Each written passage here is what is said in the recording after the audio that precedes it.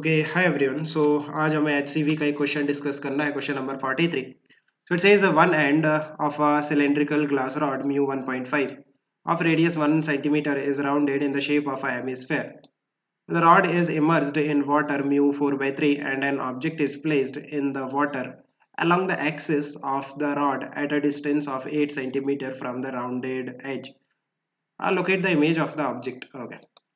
So what is given, हमारे पास एक cylindrical rod है, कुछ इस तरह से होगी रॉड, एंड इसका जो एक एंड है वो हेमीस्फेरिकल है। इस तरह से जो एक एंड है ये हेमीस्फेरिकल है। नाउ ये जो रॉड है इसे हम डिप करते हैं वाटर में। सो काइंड ऑफ आपके पास जो सराउंडिंग मीडियम होगा ना वो वाटर होगा। सो ये एक कंटेनर है एंड इस कंटेनर में हमारे पास क्या है, वाटर है। सो इस केस में जस्ट क्या डिफरेंस होगा कि आपके पास जो सराउंडिंग मीडियम होगा वो होगा वाटर, जिसका रिफ्रैक्टिव इंडेक्स होता है 4/3, एंड ये जो ग्लास रॉड है इसका रिफ्रैक्टिव इंडेक्स आपको 3/2 गिवन है, एंड इस ग्लास रॉड की जो रेडियस है वो आपको 1 सेंटीमीटर गिवन है, राइट। नाउ जो ऑब्जेक्ट रखा हुआ है वो इस हेमीस्फेरिकल सरफेस से 8 सेंटीमीटर के डिस्टेंस पे रखा हुआ है along the axis of the rod. This is the axis of the rod, है ना। सो इस एक्सिस के along 8 सेंटीमीटर के डिस्टेंस पे आपका ऑब्जेक्ट है। सो 8 सेंटीमीटर के डिस्टेंस पे this is the location of the object. So हमें बताना है कि इस ऑब्जेक्ट की इमेज कहाँ पे बनेगी। सो इंसिडेंट रेज कुछ इस तरह से आएंगी इस ऑब्जेक्ट से, राइट। इस तरह से इंसिडेंट रेज जाएंगी एंड ये जो हेमीस्फेरिकल सरफेस है यहाँ से रिफ्रैक्शन होगा।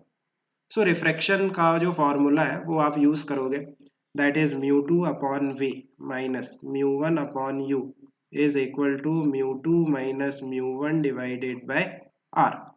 साइन कन्वेंशन हम डिफाइन कर लेते हैं। जो इंसिडेंट रे का डायरेक्शन है बेसिकली इस तरह से इंसिडेंट रेज जाएंगी, right.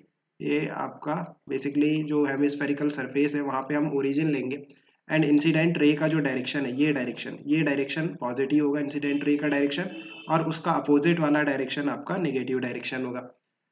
So μ2 refractive index of the medium जिसमें रेज जाएंगी। सो रेज कहाँ जाएंगी, इस ग्लास रॉड में जाएंगी, है ना।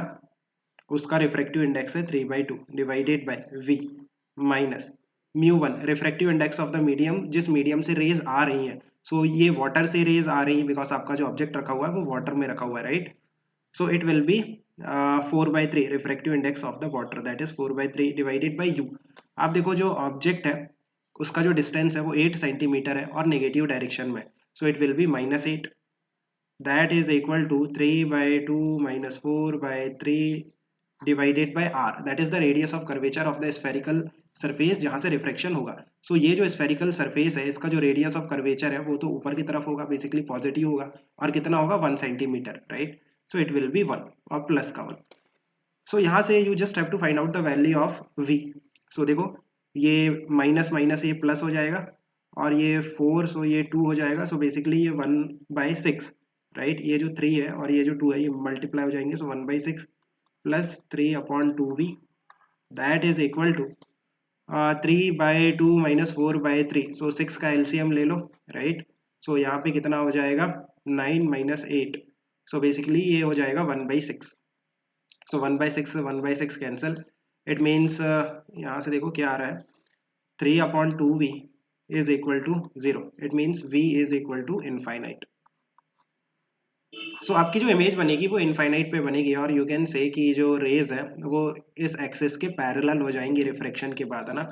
रेज जो है इस तरह से एक्सिस के पैरेलल हो जाएंगी और आपकी जो इमेज बनेगी वो इनफाइनाइट पे जाके बनेगी।